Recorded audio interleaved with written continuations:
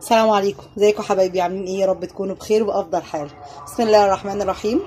اللهم صل وسلم وبارك على سيدنا محمد وعلى اهله وصحبه اجمعين.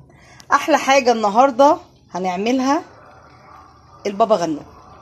هنعمله انا حطاه اهو على النار اهو. انا مش بستنى واحده واحده بصراحه، انا بولع عليه وببدا اقلبه كده. اول ما الاقيه بدا يشوي من هنا اهو، ببدا اقلبه واحده واحده. تمام. هنعمله مع بعض النهارده جنب الاكل بطريقه حلوه وبسيطه وسهله ومن غير اي تكلفه. تمام. طبعا هو سيء جدا لان هو بيوسخ البوتاجاز، بس مش مشكله، هنعمله بعديها. يتشوي معانا التلاتة دول حوالي كيلو. تمام. ونشوف هنعملهم ازاي مع بعض. انا طلعت البتنجان اهو، ده اللي احنا شويناه مع بعض على البوتاجاز من فوق. هنقشره تقشيره خفيفه خالص اهي.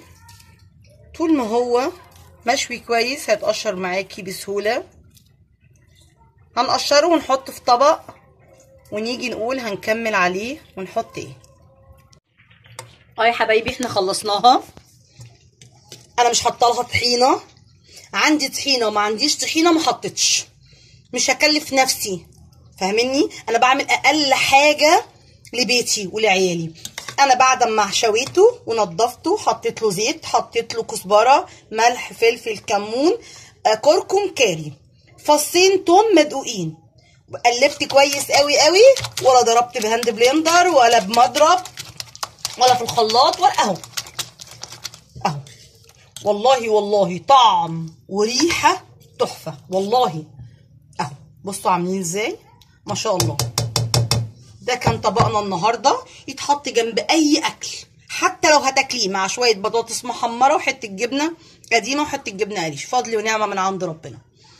يا رب اكون عجبتكم، كان سهل وبسيط عليكم. وما تنسوش تشتركوا في القناه وتفعلوا الجرس وتدعوا لي دعوه من قلبكم لعل ربنا يستجاب ليا وليكم.